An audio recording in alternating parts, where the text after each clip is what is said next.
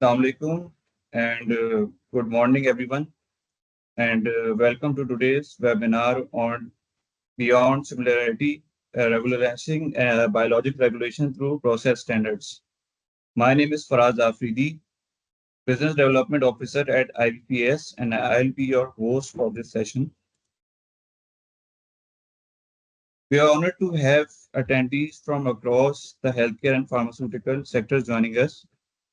We are privileged to have Mr. Waqas Ahmed, Senior Manager, International Regulatory Policy and Intelligence, US Pharmacopoeia, to guide us on this topic today. Uh, he specializes in strengthening regulatory systems, advancing harmonization, and implementing risk-based approaches that improve access to quality medicines. Mr. Waqas Ahmed is a global health and regulatory affairs professional with over 21 years of experience working at national, regional, and international levels, who will guide us through this critical topic. Before we begin, please note that this is a recorded session. You can post your questions in the chat and we will get your queries be answered. So let's get started.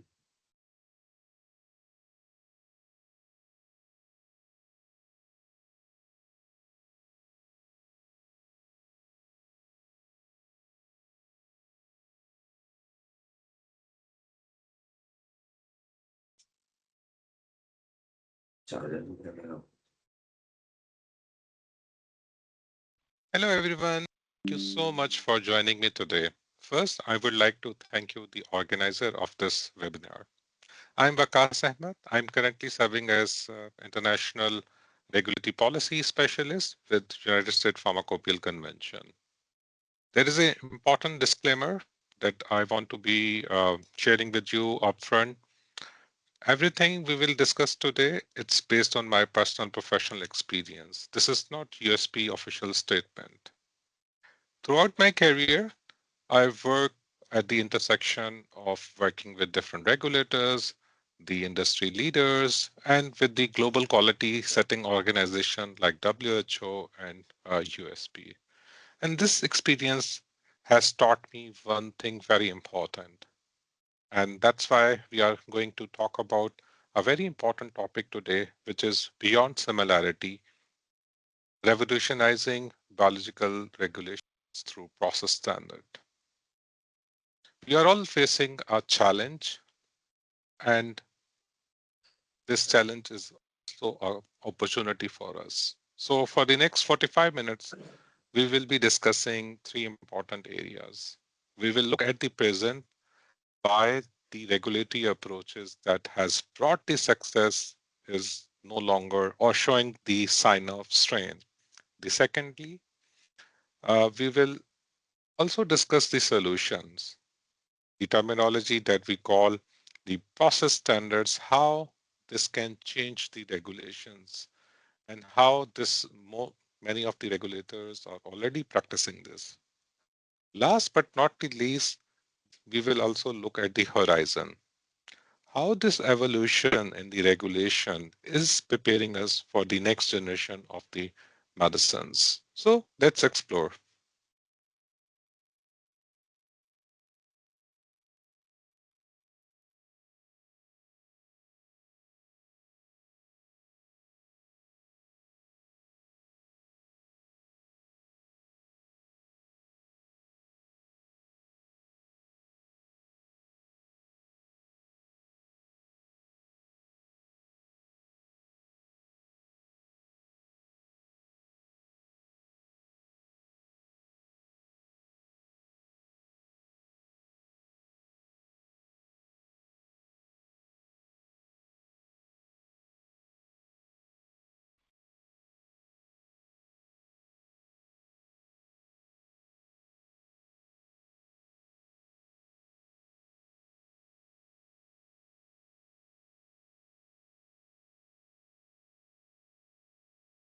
Let me share my screen.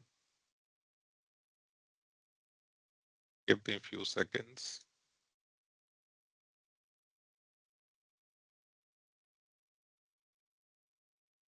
There we go.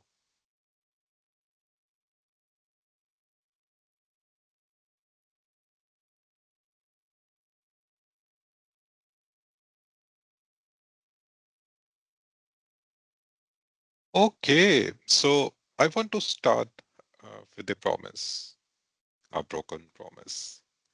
The promise of biosimilar was very simple, and it was to create a competition for expensive biological medicines, drive down the cost, and expand patient access. And we had a successes since 2015. Biosimilars have saved the US healthcare over 56 billion US dollar. That's a real progress. But here is the problem. It's only a fraction of what was possible.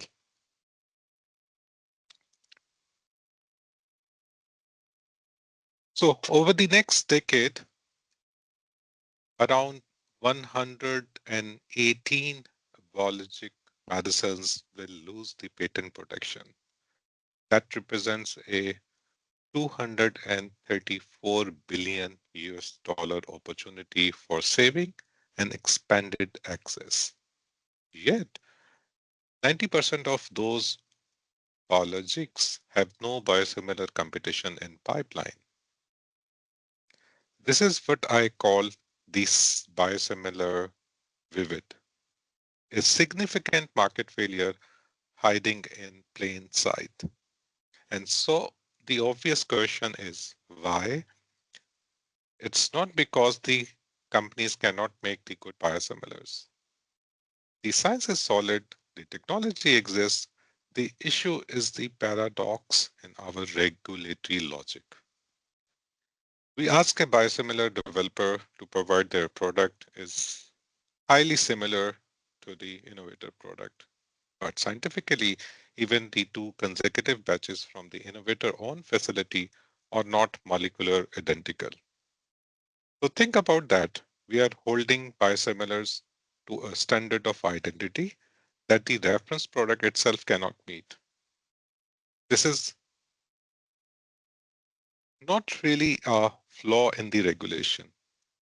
I always say that it's a flaw in the underlying logic.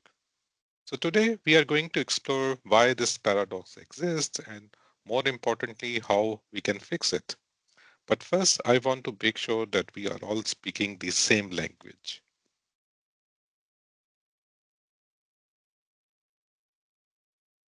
So when I say biologics or biosimilar, I want everyone in this room to have the same mental picture. So let's start with a simple question. What is biologic?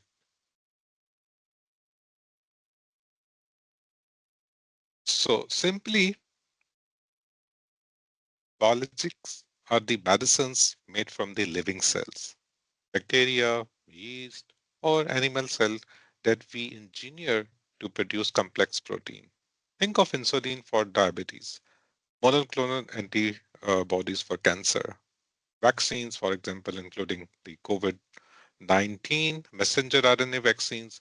These are all biologics made with living cell, not traditional chemical laboratories. So biologicals are not all the same. They range from relatively simple protein therapeutics like insulin to a more complex monoclonal antibodies and to highly complex and advanced therapies like CAR T. As complexity increases, our regulatory approach must evolve. And now, what is biosimilar? A biosimilar is a highly similar version of an already approved biologic, the reference product. Keyword here is similar, not identical. And here, what is critical? In biologics, similarity is scientifically acceptable and clinically appropriate. And what does that distinction matters? Because biological are made in living cells and living systems are inheritedly variable. Unlike a pill made through a predictable chemistry, biologics will always show some natural variation. This biological reality changed everything about how we should regulate them. So now let's look at the biological reality more closely.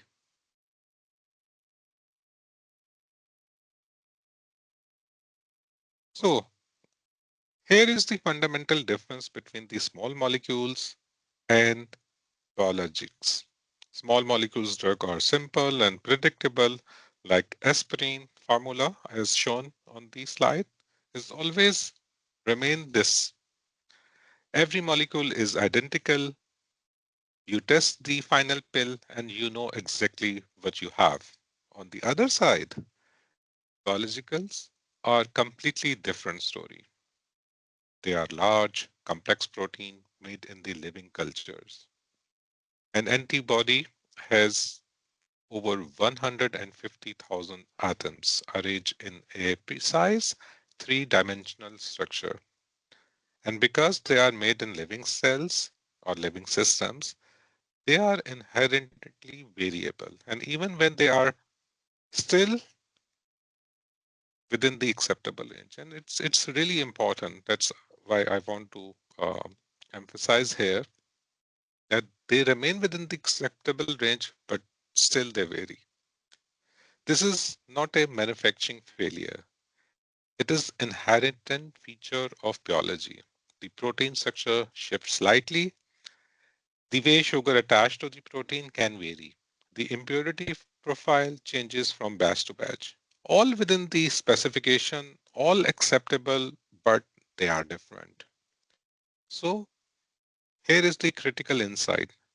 If you regulate a biologic, the way you regulate a small molecule by comparing the final product and calling it done, you miss the bigger picture.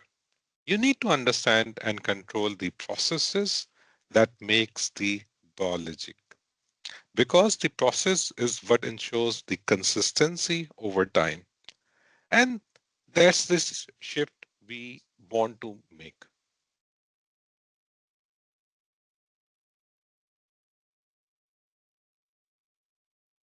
So if the biologic are inherently variable, how do we ensure they are safe and effective? The answer is in understanding the manufacturing process. In biologics regulation, there is a principle. The process is the product. And I want to emphasize on this that the process is the product. It means you cannot just look at the final results. You have to understand and control how you make it. Let me walk through this because this is the foundation of everything I'm talking about today. So, first is upstream. You select your cell line. This is your genetic foundation.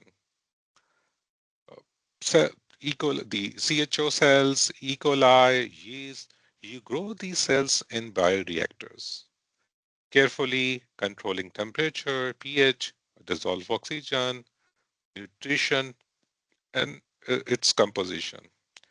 Change of any of these parameters will result into change what the cell produce. For example, if you pH drift from 7.0 to 6.0, so the cell might upregulate the stress protein and your product glycylation profile shifts. This builds the foundation of the product. Now, the next comes the downstream. So you harvest the cells and purify the protein using the chromatography, ultrafiltration, and other separation technique. Different conditions, but pH, uh, flow rates, salt concentration creates different purity and potency profiles. You refine and concentrate the product. Next one is formulation. You add the stabilizers so the proteins stay potent on the shelf. You control the pH to prevent degradation. You chose your container, glass, with or without coating, plastic, pre-filled pens. Each decision affect the product quality. Each of these steps has what we call the critical process standards or critical process parameters or simply CPPS. That includes temperature, pH, agitation speed. These are the knob you turn. And each CPP, which is critical process parameter, directly influence the quality of your final product. So there is another important terminology, the critical quality attributes or CQA. So potency, purity, stability, immunogenicity, these are what matter to the patient.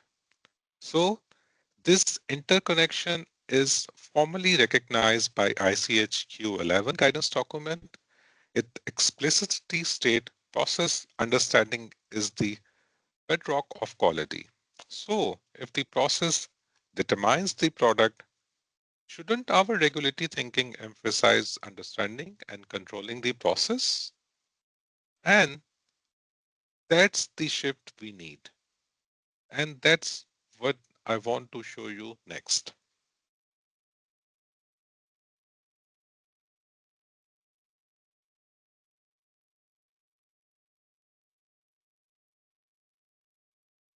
Okay, so as we have discussed, the process is the key or process define the products. So if the process determines the product, we need a different way of thinking about how we will build and regulate the biologics.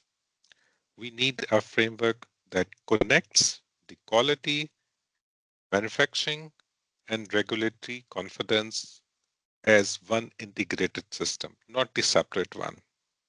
And here, what I call the biological ecosystem framework. For too long, we have treated these domains as a separate boxes.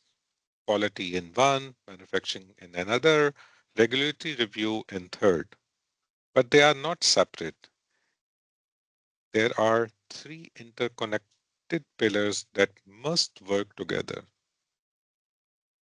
Let me tell you why this framework matters and by showing what happens when it breaks. I will share a scenario one in which a company has a perfect quality data. Their product looks identical to the reference, but their manufacturing process is inconsistent. Maybe they can um, fully characterize their cell line. So each batch is slightly different. But what happens? The product may get approved, but within next 2 years, maybe the quality issues emerges. The potency drops or the other quality failures.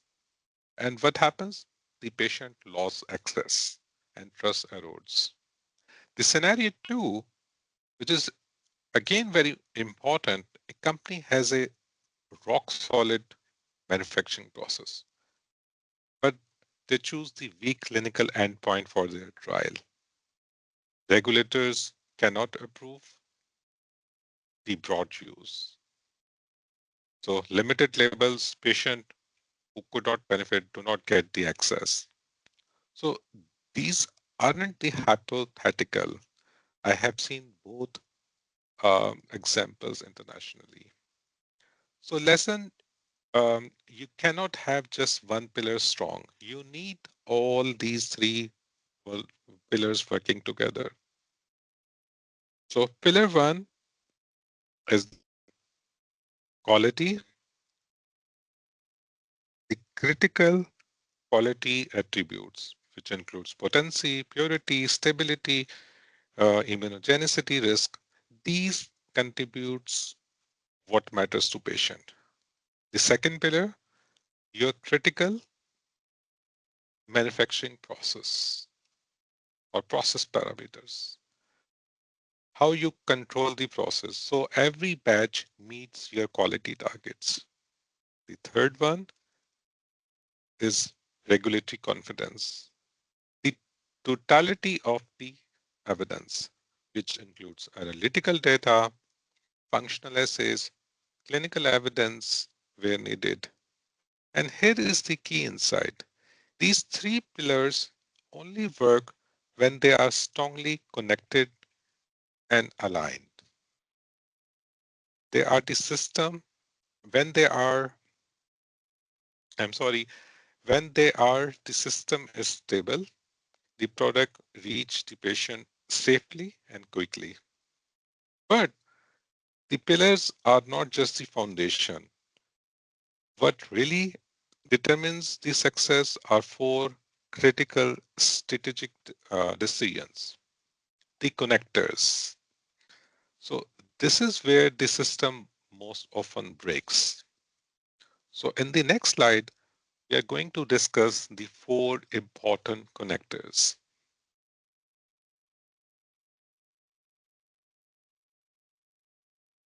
So the three players that we have seen in the last slide are your foundation. But there are four strategic decisions that connect them to a real world outcomes. Get any one of these decisions wrong, and even the perfect science can fail. That's not an exaggeration. So connector one is clinical design. So clinical design is very much important. It's your endpoint strategy. For years, every biosimilar had to run expensive phase 3 clinical trial, which includes hundreds of patients, might be 50 to 100 million US dollar of expense and time span of 2 to 3 years. However, recently in October 2025, FDA announced something very important.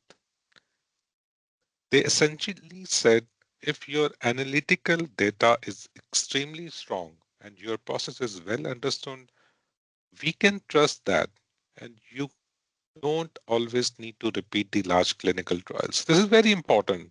That's why I say the regulators are leading towards what we are describing today. This validates exactly what we are talking about today. But where the clinical design still matters, when you do need clinical evidence, your endpoint choice is make or break.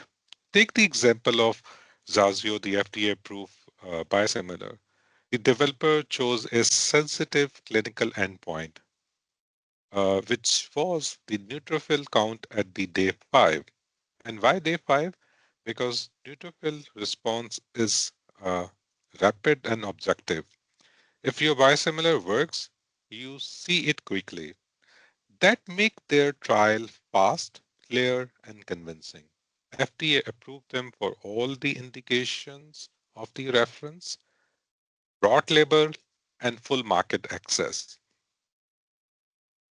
Now compare that with a company that choose the overall survival at 2 years and their end at their endpoint.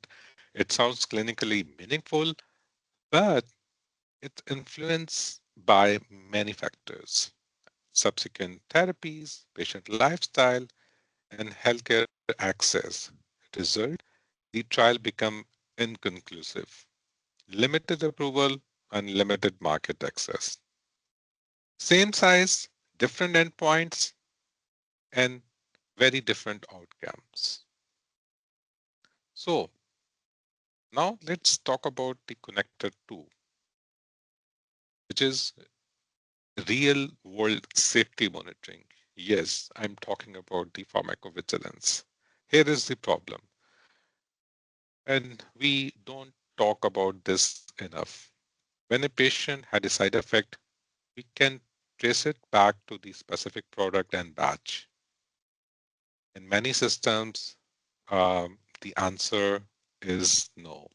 Electronic health records don't reliably capture brand and batch details, even in the advanced countries.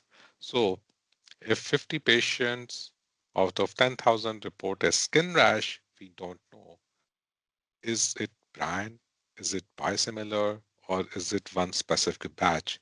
The safety signal disappear into noise. So without the traceability, problem hide until they become crisis. So the fix is simple but not widely implemented. We need an electronic record that capture brand name, batch number at the point of care. Countries that do not do this can, or the countries that are capable of doing this or that are already doing this can detect safety signal much earlier. And of course, the countries that don't have such system, they cannot detect it. So let's see connected to, it's not exciting, but it's the difference between the early detection and the disaster. Now let's talk about the connector 3, which is reference product strategy. Even with more flexibility on the clinical trials, you still need a reference product to compare against. And to be very honest, here is a trap. And why I say this is a trap, because different regulatory authority deal this differently. For example, FDA prefers a US license, a reference product. On the other hand, uh, European agency EMA prefers EU license, uh, product as a reference. Sometimes those products differ in formulation or presentation. So if you choose the wrong reference early, you may need extra studies to satisfy both region. And that means a further delay and millions in extra cost. So let me share a real world example.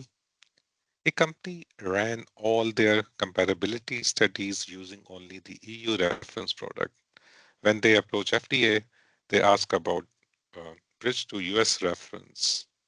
With the additional analytical work and new um, pharmacokinetic data, they spent several more $1 million, lost roughly 2 years. And by the time they reached the market, the competitor already held most of the market share. So again, this is not the rocket science, but it's just strategic decision that can make or break your development timelines. The last but not the least, the connector 4, interchangeability and substitution. And this is mostly, I, in my opinion, is a policy issue, not a pure science issue. FDA now says they can grant interchangeability status without expensive switching studies. That's a real progress. But even if FDA approves the interchangeability, in US, many states still um, there is a limited implication on the pharmacy substitution. So you can have the scientific designation, but still face market barriers. Compare that with Europe. In many systems, once the biosimilar is approved, pharmacies can automatically substitute it.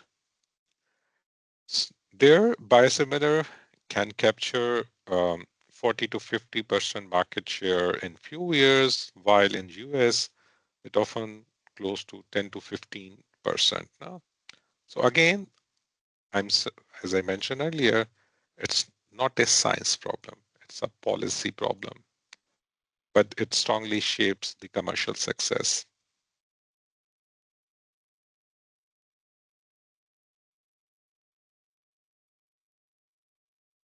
Okay, so before going to the next slide, I just want to like recap or just to summarize. So we have three pillars. very important pillars, which includes the quality, manufacturing, and regulatory confidence. These are the foundation. So for interconnectors, which is the clinical design, safety monitoring, which is the pharmacovigilance, reference product choice, and interchangeability considerations. You cannot ignore them. Even with a strong science, a weak connector can make or break entire system.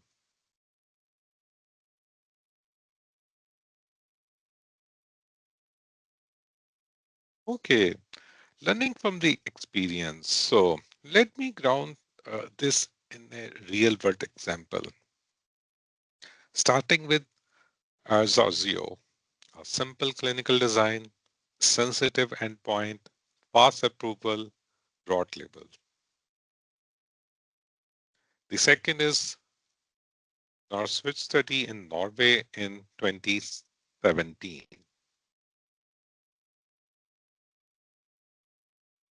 So 482 patient switch from the original version to a biosimilar version.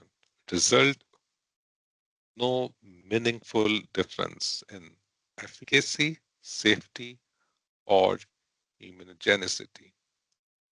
Real world evidence turned into be more powerful than the theoretical concerns.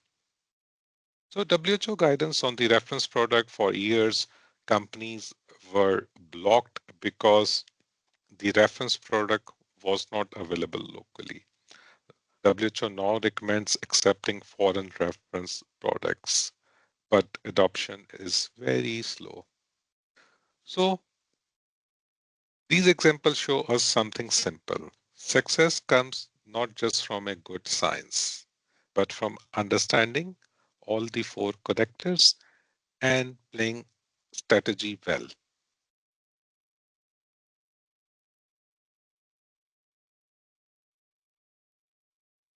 Okay, so the examples that we have seen in the previous slide, what these examples point to is the fundamental shift in the regulatory thinking. The old approach asks us, is biosimilar similar enough to the reference product? It's a snapshot, a photograph at the moment of the approval. But the new approach asks, is the product made well with a well-controlled, consistent process? And do we have a system to track its performance in the real world over time? This shift focus from proving similarity to providing capability. So this is very important, and that's why I'm repeating it. So this whole thing shifts the focus from pro- proving the similarity to proving the capability. It's a move from snapshot to a video. And you can imagine a difference between a picture and the video. So picture, you imagine it's a you capture just a one moment, but in video you capture whole story. So that exactly the process standard is. So it's capture whole story, whole process. So it moves us from asking, does this look good, to ensuring, will this remain good for the next 10 years? And that's the shift. And it's again, I'm repeating this. This is the key what we are discussing today. Let's move to next slide. One final piece of evidence for why process matters. We have seen multiple cases where biosimilars actually perform better than the original product, um, and you may be thinking why. Like I think probably in Pakistan you have seen written on the photo state, you know, shops that this is better than the original. So अक्सर लिखा होता है कि original से बेहतर photocopy ना. So that's exactly we are discussing on this slide now. So we have seen multiple cases where biosimilars actually perform better than the original product for immunogenicity, low rates of anti-drug antibodies. Now, and why? Because biosimilar developers are not constrained by a 20 years old manufacturing process. They use the modern technology, better formulations, improved delivery devices, state of the art equipment that produce fewer impurities. This proves something really important. The biosimilar does not mean worse. It means well controlled alternative. And in some attributes, that alternative can be bio better. I hope this is clear. Why sometimes biosimilars are better than their original product.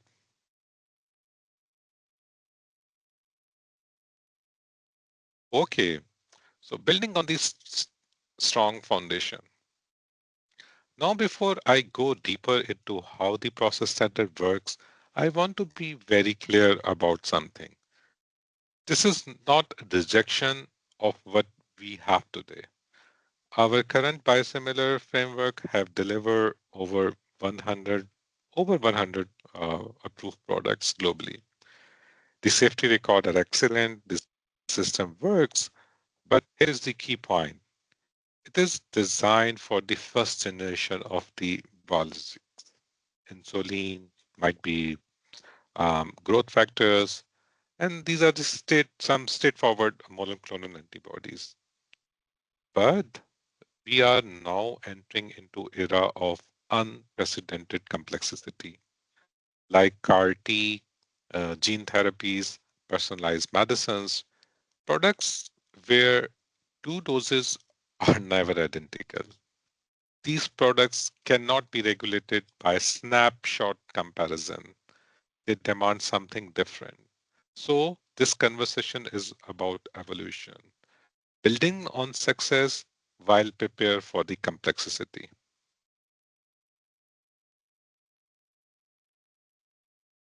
Okay, right now we have two kind of standards. We have the product standards, monographs that defines what the final product should look like. Potence, which may include the potency 95 to of 105, purity above 99%. And of course, these matters. But what we are missing is universal framework for how to reliability achieve that goal.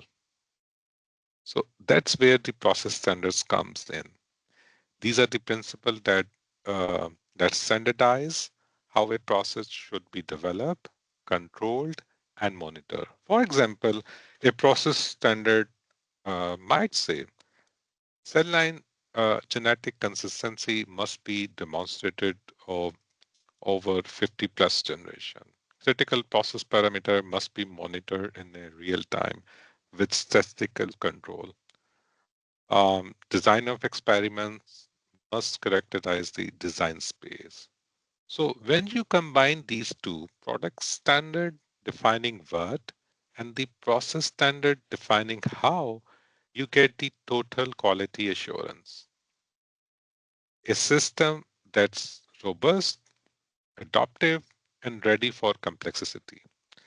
And importantly, this approach is built on existing ICH guidelines like ICH Q8, Q9, Q11 that already recognize process understanding. So we are not inventing something completely new. We are formalizing and harmonizing what best practices already demand.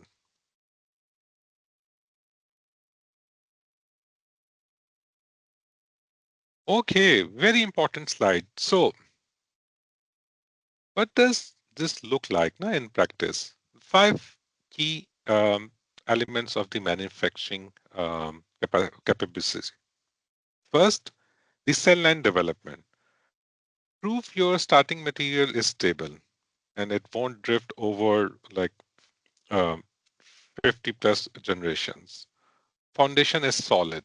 Second, the process development. Show you understand your design space, the boundaries where your process consistently delivers quality, and of course, the design of experiments, risk assessments. Third, in process controls.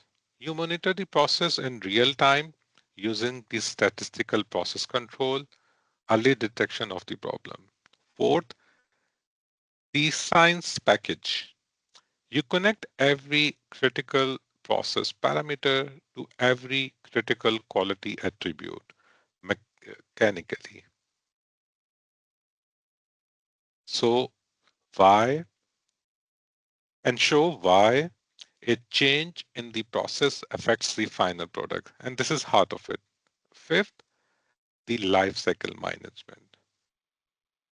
Your plan for post-approval changes, manufacturing improvements, facility transfer without compromising the quality.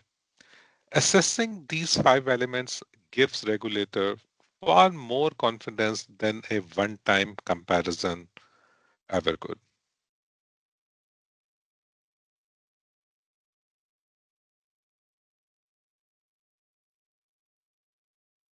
Okay, so the good news, we don't have to build this from scratch, as I mentioned in my previous slide. The organizations needed already exist now. They are just working independently. WHO, ICH, Pharmacopoeia like USP, professional societies, these groups are already working on related topics. The missing piece is explicit collaboration aimed at developing harmonized process standard. If these organizations could align on this goal, I believe we could establish a global framework within next few years.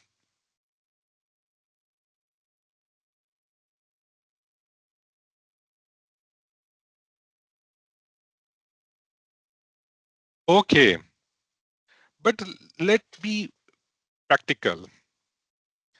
Developer, it's the reality that developer cannot wait for the global harmonization. No? So you are developing products today in this fragmented landscape. And here, what you face, for example, for the reference product, as I mentioned in my previous slide, EMA wants EU license, FDA wants US license. Oh, on the other side, Health Canada, surprisingly, they are very flexible. Often this means uh, running studies twice in might be if you're targeting US market or EU market. Now, for evidence, most regions still require clinical data, though FDA is becoming more flexible. As I mentioned in my previous slide, last year, 2025, in October, they have issued a revised guidance document, which says if you have a strong, you know, the analytical strength, you don't need to repeat the clinical trials. Now, for interchangeability, it's again chaotic. US requires switching studies, Japan presume it, EU delegate to the member states. For pharmacovigilance, again, different tracking system, different naming convention. Yeah, and it's growing up. Here, what I tell developers, be strategic, file sequentially.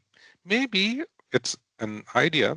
Start with a flexible regulator to de-risk your FDA submission.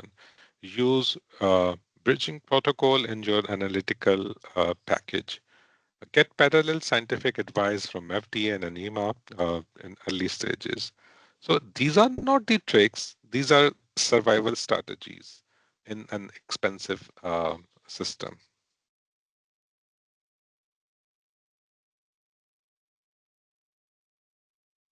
So that's the problem. How we move forward.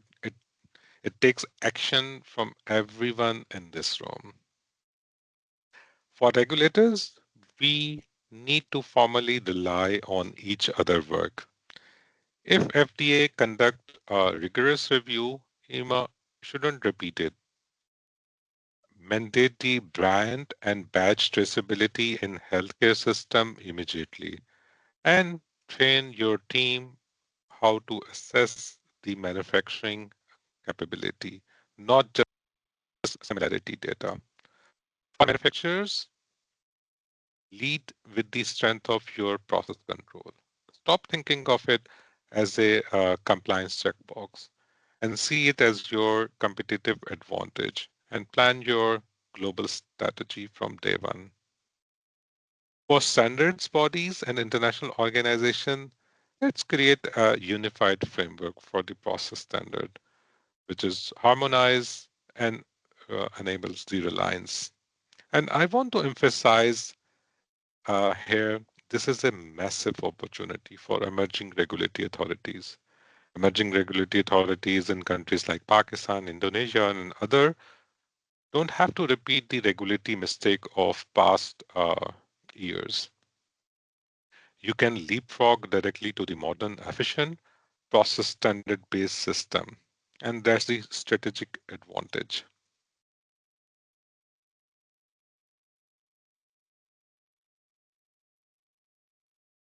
And very important slide again. And why there is a urgency.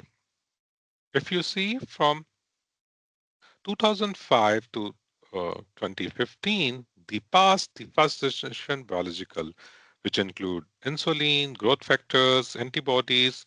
Our comparison framework somehow worked there. Moving forward from 2015 to 2025, which is present, second generation complexity, advanced antibodies like messenger RNA, vaccines, the framework starts straining, as we discussed in the beginning of this conversation. And from 2025 to 2023, the future, the CAR-T, gene therapy, personalized medicines, products where no two doses are identical. This is the reality. And the CAR-T therapies are not the 10 years away. They are in use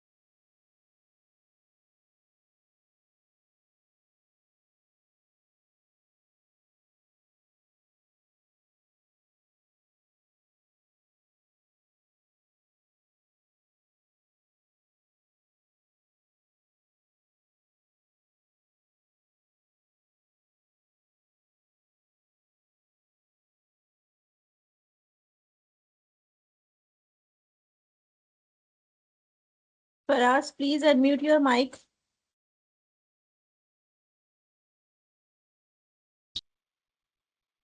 जी आवाज का issue है आप लोगों को मुझे कोई बता सकते हैं Please start the video.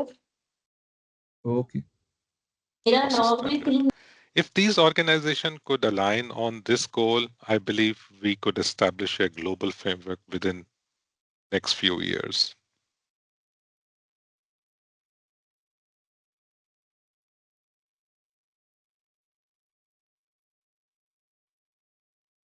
Okay, but let me practical. Developer, it's the reality that developer cannot wait for the global harmonization. No? So you are developing products today in this fragmented landscape. And here, what you face, for example, for the reference product, as I mentioned in my previous slide, EMA wants EU license, FDA wants US license. Oh, on the other side, Health Canada, surprisingly, they are very flexible. Often this means running studies twice in might be if you're targeting US market or EU market. Now, for evidence, most regions still require clinical data, though FDA is becoming more flexible. As I mentioned in my previous slide, last year, 2025, in October, they have issued a revised guidance document, which says if you have a strong, you know, the analytical strength, you don't need to repeat the clinical trials. Now, for interchangeability, it's again chaotic. US requires switching studies, Japan presume it, EU delegate to the member states. For pharmacovigilance, again, different tracking system, different naming convention. Yeah, and it's growing up. Here, what I tell developers, be strategic, file sequentially. Maybe it's an idea. Start with a flexible regulator to de-risk your FDA submission. Use bridging protocol in your analytical package. Get parallel scientific advice from FDA and ANEMA in early stages. So these are not the tricks. These are survival strategies in an expensive system.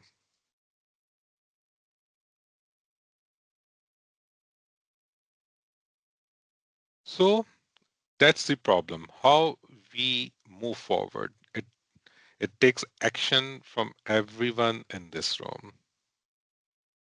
For regulators, we need to formally rely on each other work. If FDA conduct a rigorous review, EMA shouldn't repeat it. Mandate the brand and badge traceability in healthcare system immediately and train your team how to assess the manufacturing capability, not just similarity data. For manufacturers, lead with the strength of your process control. Stop thinking of it as a compliance checkbox and see it as your competitive advantage and plan your global strategy from day one. For standards bodies and international organization, let's create a unified framework for the process standard, which is harmonized and enables the reliance. And I want to emphasize here, this is a massive opportunity for emerging regulatory authorities. Emerging regulatory authorities in countries like Pakistan, Indonesia, and other don't have to repeat the regulatory mistake of past years. You can leapfrog directly to the modern, efficient, process standard-based system. And that's the strategic advantage.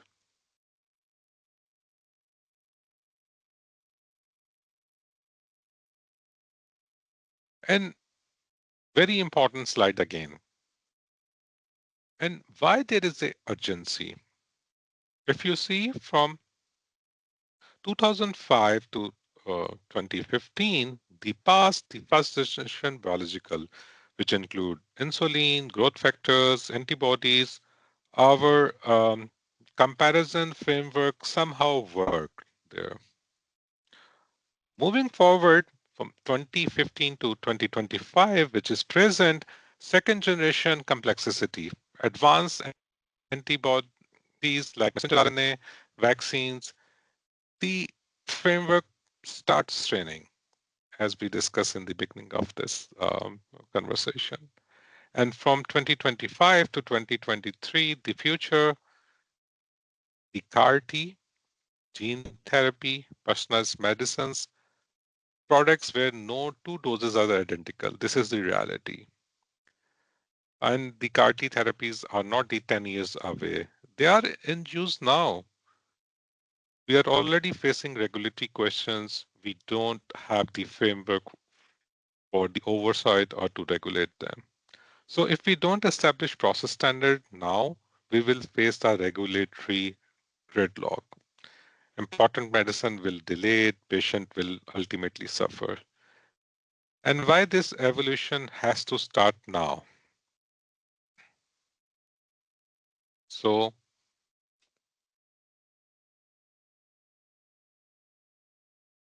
with that uh, urgency in mind, let me leave you with three bold but credible prediction for the next 5 years.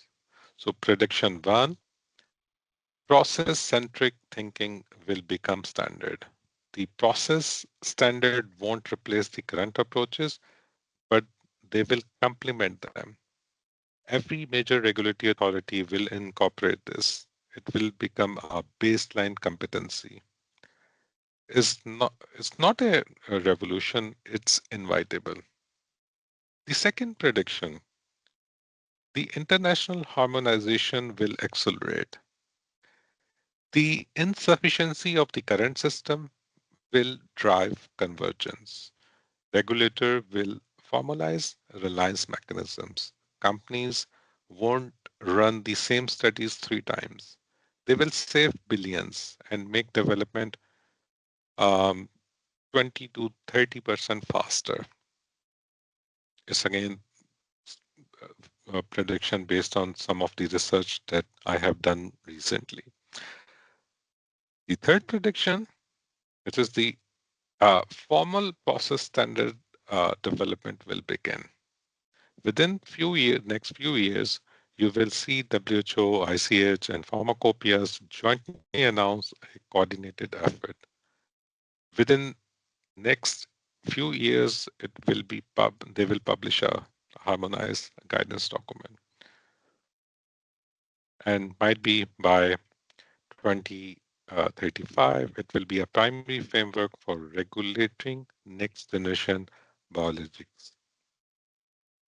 So these aren't just the hopes, these are the prediction based on where the science, industry, and regulator are heading.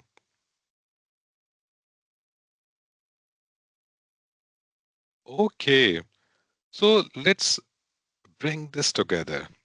This is not distinct academic future. This is evolution that starts now. Again, for regulators, start building your process assessment expertise today. Train your team, develop the reliance frameworks. For manufacturers, your mastery of process control is your single greatest competitive and regulatory advantage. Companies that lead on this will get approval faster and capture more market. All of us, science is here. The economic need is undeniable.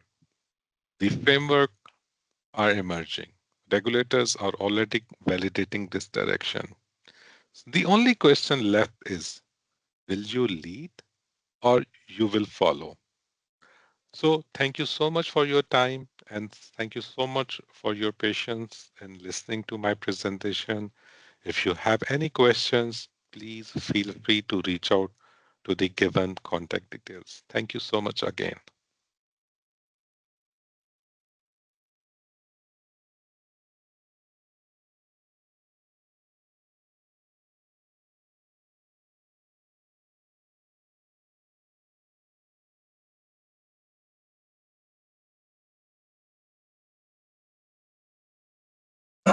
Okay, so that was it. And we'd like to sincerely thank Mr. Waqas Ahmed for such a detailed and engaging session that he has recorded for us.